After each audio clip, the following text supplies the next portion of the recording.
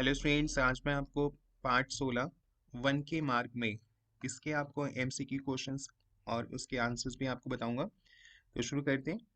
काफ़ी important question है जो आपके एग्जाम में पूछे जा सकते हैं। तो प्रश्न एक है, वन के मार्क में पाठ के कवि कौन है? Option A Tulsidas, option B Vishnu Prabhakar, option C Jayant Vishnu Narlikar, option D Sumitranandan Pant. तो स्टूडेंट इसका सही उत्तर है ऑप्शन ए, तुलसीदास जी जो है जिन्होंने ये पाठ की रचना की वन के मार्ग में। अब आते हैं अगले प्रश्न पे।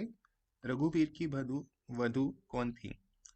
वधु यानी उनकी पत्नी और रघुवीर यानी भगवान राम।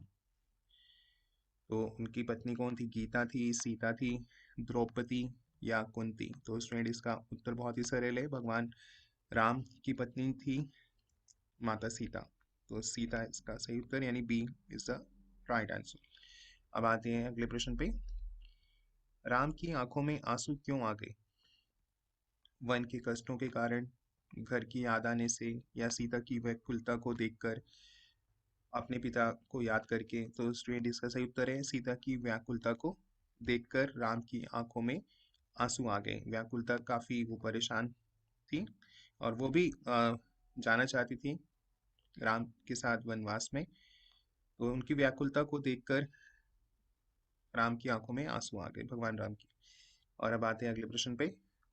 पुनर्कुट्टी में किस चीज से बनती है? पर्णकुट्टी, ये पुनर्कुट्टी नहीं है, इसे हम पढ़ेंगे। पर्णकुट्टी किस चीज से बनती है? पत्थर से, पत्तों से, पानी से, या इनमें से कोई नहीं? तो स्टूडेंट इसका सही उत्तर है ये बनती है पत्तों से। और अब अगला प्रश्न है, राम और सीता के साथ कौन वन गया?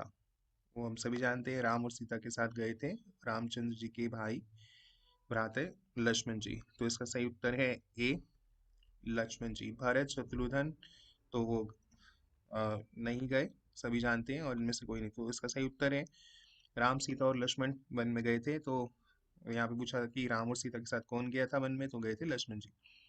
अब आते हैं अगले प्रश्न पे। लक्ष्मण जी कहाँ गए थे? भोजन लेने गए थे, जल लेने गए थे, कुटिया बनाने, या रास्ता देखने? तो लक्ष्मण जी गए थे जल लेने। अगला प्रश्न है, सीता जी का विश्राम करने का प्रस्ताव क्या दर्शाता है? कि उन्हें राम के पैरों से कांटे निकालने थे, उन्हें बहुत प्यास लगी थी, वे वहीं रुकना चाहती थी, या वे बहुत थक गई थी? तो स्टूडेंट इसका सही उत्तर है डी, वह बहुत थक गई थी, इसलिए उन्होंने प्रस्ताव दिया कि अब मुझे कुछ विश्राम करना है क्योंकि मैं बहुत थक गई हूँ। अब आते हैं अगले प्रश्न पे। सीता जी पुलकित क्यों उठी? पुलकित का अर्थ होता है प्रसन्न, खुशी, राम के प्रति उनके प्रेम को देखकर, राम के उनके प्रति प्रेम से, या फिर सुंदर प्रकृति के दृश्य देखकर, राम के पैर में कांटे देखकर, लक्ष्मण के स्वभाव से? तो इसका सही उत्तर है ए, ऑप्शन ए, राम के उनके प्रति प्रेम से वो काफी पुलकित हो गई थी, काफी प्रसन्न हो गई थी। अब आते हैं अगले प्रश्न पे। श्री राम ने सीता जी को विश्राम देने के लिए क्या कहा? क्या किया?